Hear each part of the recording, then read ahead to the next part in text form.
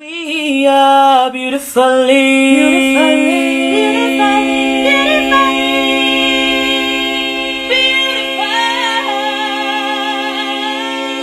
melanated. The Beauty Melanated podcast. I am one of your hosts, Sarah, and I'm here with one of my co-hosts. I'm Karen. Hi, guys. So tonight, I thought it would be interesting to talk about knowing your worth. I meet a lot of people, and there are so many people out there that I feel are not living up to their full potential, and they don't really know their worth. And that kind of really, it always irks me. It always kind of bothers me that these people don't really know what they're capable of. I think there's two separate people in life. There's the people that know their worth and are trying to reach their full potential, but are not quite there yet. And then there are people that just can't be asked. And I know that sounds really hard and cold, but it's true. I've met lots of people that cannot be asked to elevate themselves in life. And that's fine. That's their journey. But for me, I've always kind of had phases of my life when I know my worth, and I've had phases of my life when I feel that I don't know my worth. So in the past, I think one thing I'll start on is jobs. So in the past, I've had some jobs where I feel that I've stayed in those jobs for way too long, way too long. But the reason I didn't leave is because I didn't know my worth. I'm going to take example of a previous job I had a few years ago where I stayed in there for a very long time. The pay was pretty crappy, but it was all right. And they're the jobs that kind of keep you there when the pay's all right, but it's not great. And I felt like I wasn't really valued, and the job wasn't really going anywhere. Therefore, my career wasn't really going anywhere. And I stayed in this job because it was easy for me to stay in and not challenge myself mentally, if that makes sense.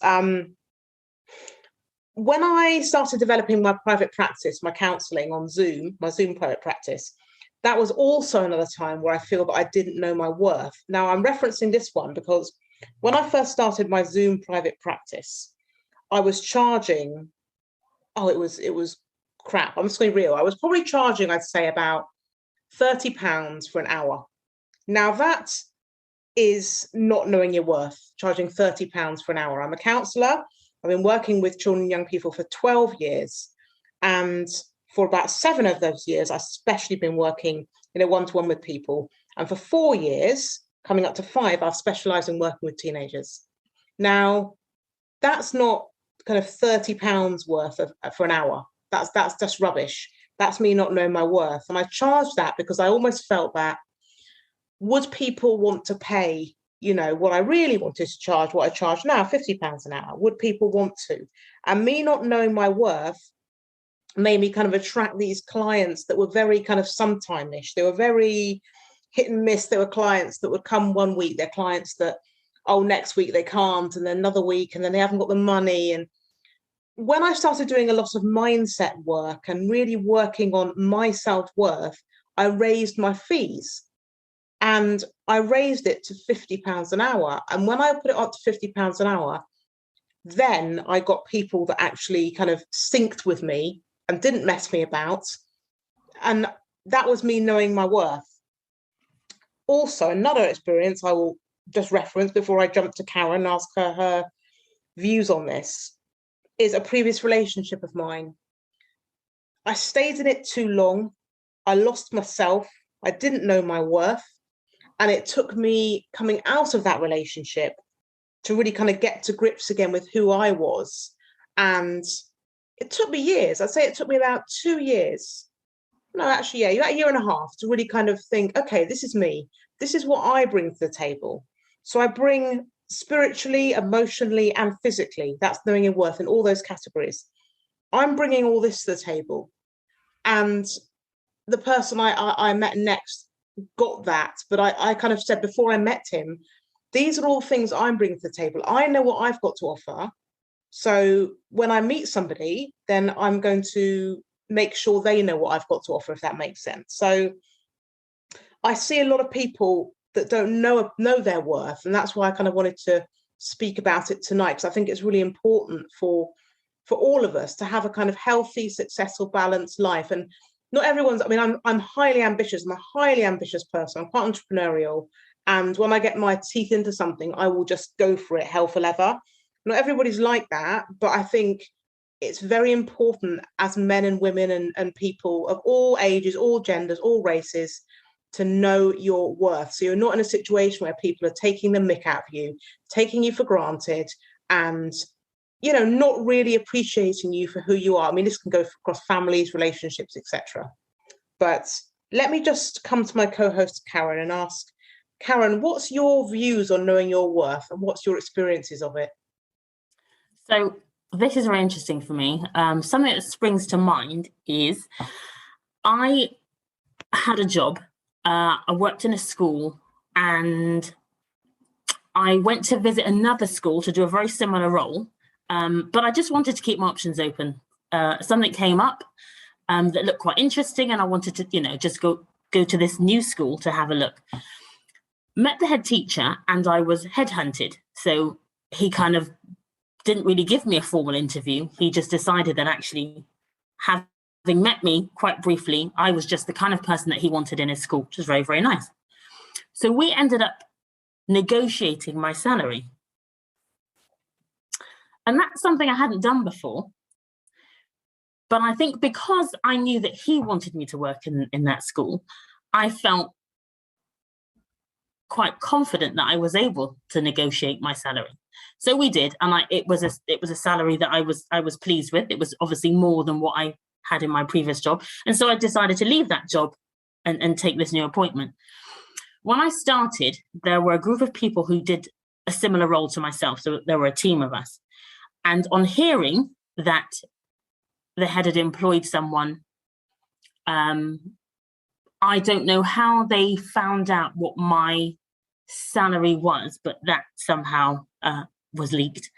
And they were incensed because they were saying, you've just joined, because it operates on a pay scale. So if certain jobs like the NHS and schools, teachers, etc., work on a pay scale, and I negotiated to be at the higher end of my pay scale. Anyway, so the others were, like I say, they were really incensed about it. They were upset and felt that, they hadn't had the opportunity to negotiate their salaries. And I said, well, why didn't you negotiate your salary then? Exactly. Why didn't you? But they didn't. They were like, oh, can't do that. And I said, why can't you do that? Of course you can. You can go into a job and say, if you want me, I would be happy to take this appointment. However, these are my conditions, and you can do that. And you're right. People don't know their worth. If an employer wants you and they feel that you are the right candidate, etc., they will pay to have you. Simple as that. And I have always negotiated my salary ever since. So whenever I go in for a job, and they, if I'm successful at interview, when it comes to, signing contracts and agreeing terms and conditions, I have always gone in and said, well, look, this is what I was getting last time. It needs to be considerably more than that. So that's what I've done in my most recent job. I've gone in and I've negotiated. And I think that's really important. And the point is, who says you can't? I mean, you've got nothing to lose. I think you should always ask for what you want. And actually, I think it does take courage, and it does take a certain amount of confidence, I guess. But in terms of my work, I definitely know my worth. I know what I come with. I know what I can do, and I'm good at my job. And you need to pay for it. That's right. Or, spot on. Absolutely. Or I'll have to go somewhere else, So in terms of that, yes, I definitely agree with you. I think prior to that, though, there have been occasions where it's not that I was unaware of my worth. I perhaps wasn't in a position to kind of further my career the way I would have liked to. So, for example, when I had my children, I definitely took roles that were convenient, really, because I was a mum. And because I wanted to put my children first and I wanted to kind of be there for them and those sorts of things, I think I definitely prioritized that over kind of, pursuing my career, which I did so at a later stage when my children were a bit older. So I think people do things at different times. I think you're right, Sarah. Sometimes, I meet people in a job, they've been there for years, they're really unhappy, and they'll tell you how unhappy they are. They will. They moan and moan and they never change, don't move. Absolutely.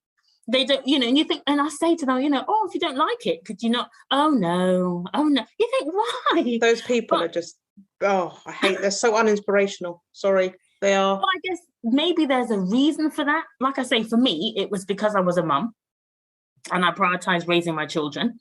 I don't know. I guess there must be other reasons why some people, I guess it's a lack of confidence as well. They just think, at my age, I can't do this, or, oh no, no one will hire me.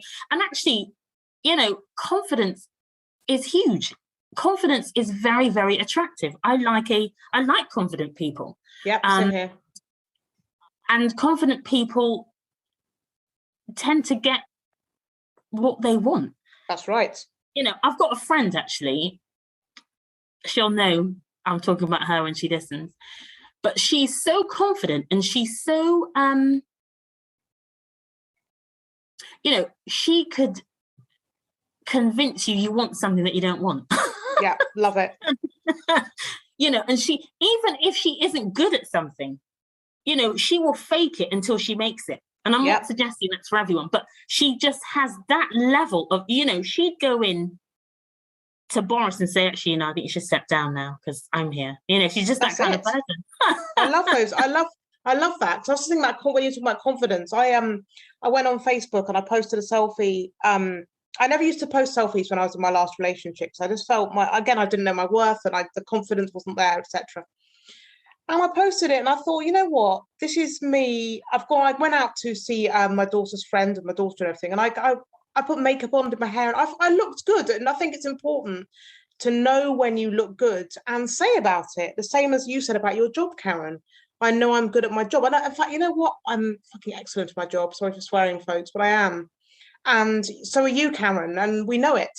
And it's important. And what's wrong with knowing your worth? What's wrong with knowing that you are talented and driven and good at a role? I think as a society, often it's seen as a pompous or vain to say, you know what, I look good, or do you know what, in this picture I look good, or in this I do brilliantly at this job. I'm really good at helping a specific type of person. And why not? Why not shout that from the rooftops? I think we all should, whatever we're doing. Absolutely. And I think there's something about, perhaps it's, I don't know, British culture where we're just so apologetic all the time and we're just so, I don't know, where we're taught to be humble. I'm not sure really where it comes from. But I think I've said this on a previous podcast. So, for example, a friend might say, oh, I really like your dress. And I go, oh, it's £2.50. Why do I have to say that? I don't you don't have to. Say thank you. Say thank you. Thank you very much. Keep it moving. And I have got better at that. Sometimes I might share how much I've paid for something or where it's from or whatever. But, it's just that inability to accept a compliment and say thank you. We just feel that we need to, I don't know, justify that comment, in some way. So, yeah, I think confidence is really important. And I think it is really important to know your worth. Because then I think other people will respond to you in a really positive way. Yeah, they will. And I'm thinking about prices and you talking about negotiating salary. And I love that. And I think that's something we should teach all of our children, to negotiate their salaries. And, I think it's about self-empowerment, isn't it, as well? Definitely. I mean, I personally would not sit back. I mean, I was an estate agent for years, so that's probably why I can be a bit bolshy, but I wouldn't sit back and take a crap salary if I didn't need to. I just wouldn't do it. I'd rather not take the job, and you're right. If an employer wants you, they will try and accommodate you as best they can. And if they can't accommodate you, oh, well, never mind. You go and find another employer, so yeah. I think it's important. I mean, I spoke to my friend the other day, she's a counsellor up north, and I said, look, I'm my counselling session is £50 an hour. I'm actually thinking about raising them to 60. She said, "Oh my God, that would be shocking." "Oh, no," she said, "I couldn't even ask people to pay any more than 40. Oh. I said, I was just like, what? Well, then you do that. You do you, boo. You know what I mean? Because I'm going to raise mine to 60. And guess what? I will find people for it too. And I'll also keep my people I already have at 50. I'll keep that at 50. So you can, if I raise my fees, the realistic thing is, if I raise my fees to £100 an hour, I might not get anybody for a while, but I bet you within 6 months, I get one person that comes and says, "Oh yeah, I'll pay it," because everyone's different. Or someone might say, "Oh yeah, that's fine, I can pay that. That's no problem at all." Someone else says, "Wow, that's way too expensive." You'll always find someone. There's life coaches out there charging £250 for one session. So without the qualifications I have, peeps, sorry, but yeah. So absolutely. yeah, I think it's all about how much you value yourself. Yeah, it's important. I totally agree. And I think I try to work with my children on empowering themselves and knowing their worth. For example, my eldest daughter now, I guess she will at some point enter the dating scene.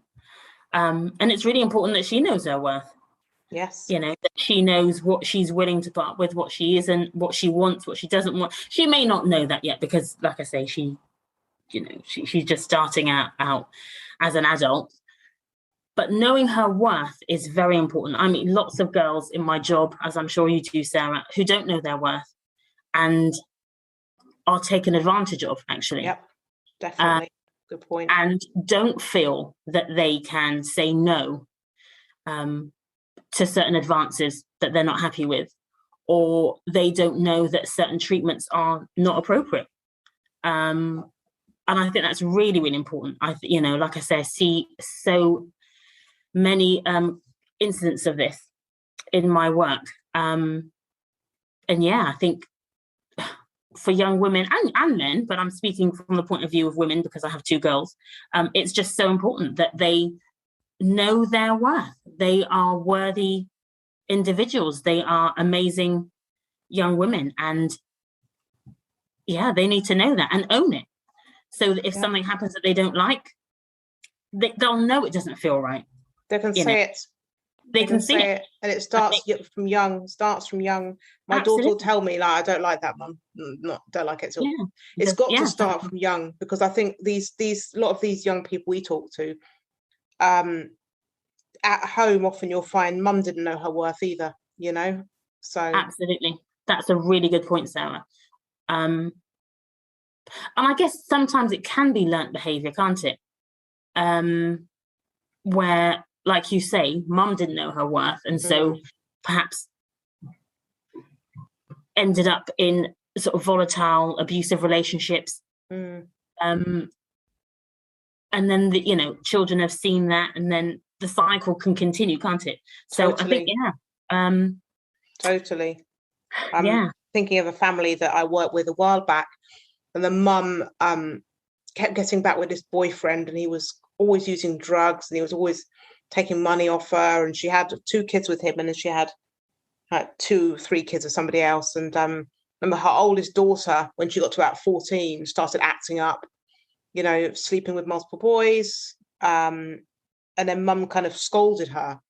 But this is what Mum did as well, and then I remember the girl turned around and said, "Well, you can't really say much, Mum, because you always end up with this, this boyfriend of yours. He's such a loser. He's such a waste of time." She said, "Yeah, you always go back to him. He cheats on you. He takes drugs. He steals all of our money, but you still always go back to him."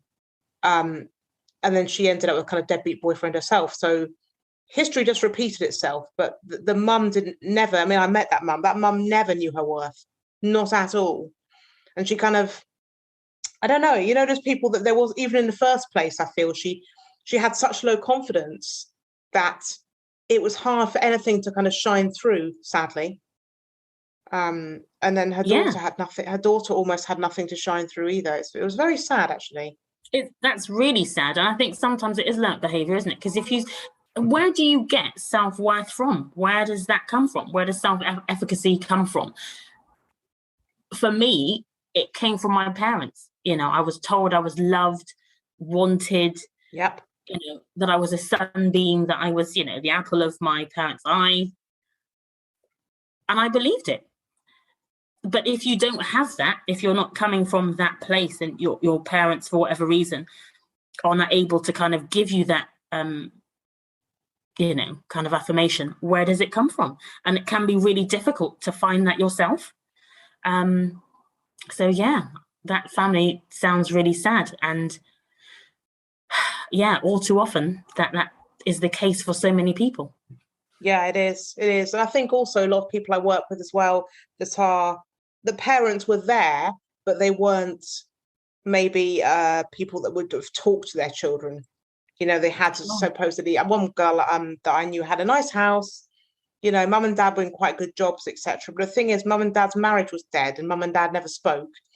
She spoke about them sitting in two armchairs opposite each other. So visually, I just thought, oh God, is that what the marriage has got to?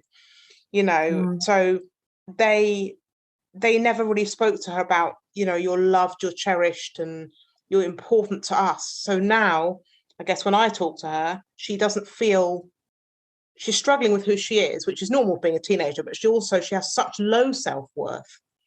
So to the outside eye, you could look at her family and say, well, supposedly they are a family that would have boosted her to have high self-worth. But actually, she, in a physical sense, yes, but emotionally, no. There was nothing there to support the girl at all. Well, the thing is, I think that there's parenting and there's active parenting, isn't there? Right? Yeah. So you can have parents who are present but not present. Totally. So I think you do need active, present parents to affirm their children. I've got these affirmation cards at work that say, I am amazing, I am wonderful, I am worthy, I am all these things. I'm going to blow them up actually and put them in my room, because I think we do forget. And where does it come from? So I tell my children I love them to the point that they say, Mum, we know, like, please. But it's really important. I want them to know that they are loved and cherished, and that they are special, that they are amazing. I do try, because research has suggested that it's not always helpful to tell your children how wonderful they are unless it's quite specific. So I do try to do specific praise as well. So I might say, well done. You were amazing at arranging your homework timetable, so that you have managed to revise for a certain amount of time each evening, or I don't know, thank you for washing the dishes. That was really kind of you. So I do try to do praise for specific things as well. But I'm quite old school. I just love telling my children that they're amazing and I love them for no other reason than that they are amazing and I love them. Right. Important. It's so important. It's so important. You'd be amazed how many parents don't ever tell their children anything like that. Don't hug their children, and obviously when they get older, they might want to be hugged. I know for sure the only people that hug me are my daughter, who I hug easily, and my partner. I don't want anybody else to touch me. But I think my daughter's as a child I wasn't very huggy, but my daughter is very huggy. And were your parents not very huggy? My mum was. My mum actually was, yes. But I just didn't want to be hugged. But it's different, I think, because I was an adopted child as well. I think it's slightly different than my actual biological daughter. I feel there is a difference as an adopted child. You kind of feel, I mean, that's a whole other podcast, probably. Life as if, I don't know if anyone wants to hear that. the views and the life and the way you feel when you're adopted, and that you can be close, you can love a parent, but it's just different than your biological child. That's my experience. Everyone's experience is different. That was just my experience. My mother was a huggy person, yes, but I wasn't. But with my daughter, we both are. And long may it continue. Can't imagine not having it. Absolutely. And enjoy it now, because my youngest is 13 and will not be hugged. The other day, I mean, I always attempt to, and I do hug her anyway, much to her disgust. Yeah, but the other day she said, "Can I have a hug?" Well, wow. I ran. she never wants a hug. Whereas my eldest will hug me to death. You know, I think they're just very different children. Yes. But going back to what you said about being raised with your adopted family, do you think that, well, it's hard to say, isn't it, because that was your experience, but I was just going to ask if you felt that because they weren't the same ethnicity as you, do you think that might have been a barrier somewhat? Maybe now think about it now. Back then I didn't really bother me because I was adopted as a baby. I didn't really have a frame of reference to go by. You know, it's not like I was 6 years old and knew a black family and was taken from my mother's arms age 6. You know, the reason why I'm asking, I suppose the reason why I was asking it is because I was just wondering if you had grown up with a family from baby. I've spoken to other people who have been adopted, and because they were so young, that's all they knew, and therefore that family was like, I guess for them it seemed as if it wouldn't have been much different had they been biological parents. I guess that when you look in the mirror, you look at your family. I guess I was just wondering if there was a barrier because you didn't look like them, and therefore trying to fit into a family. I'm sure. Oh yes, I mean, I could have. That's a whole other podcast. I could go on and on about that. There was massive differences in the way I was raised, where I was brought up. But maybe that's why I didn't want to be so affectionate with them. But then again, I'm thinking about it, Karen. To be honest with you, I'm only really affectionate, said with my daughter and with my partner. I don't want to reach out. You know me. I don't want to reach out and hug my friends. And no, I mean, I'll hug people I haven't seen for years and stuff, but I don't sit with them in my arms and all that. It's just weird. I just find that so uncomfortable. To be fair, I do. Yeah, I mean, you're not unusual in the sense that I do have family members and friends who are just not particularly tactile. You say hi, and it's not that they're not caring. I mean, you and I, we're really good friends, aren't we? Yeah. But you're just not tactile. I'm quite the opposite in that when my ex-husband came from Jamaica, and everybody kissed on the cheek, here, because that's kind of what a lot of people do. So I would greet someone and we'd kiss on the cheek. I think on the continent they kiss on both sides, right? Oh yes, yeah. I just thought that was he was like, what is that? Why are you? He just couldn't believe that you'd want to be in such close proximity to somebody that you knew them, but to him it was just strange. So I completely get that. Not everyone's tactile. Not everybody wants to be greeted that way, and that's completely normal. But, I don't mind though. So I think when COVID came, everyone suddenly COVID was great for those that are not wanting to be touched, because it was just like, yes, now you can't even do anything.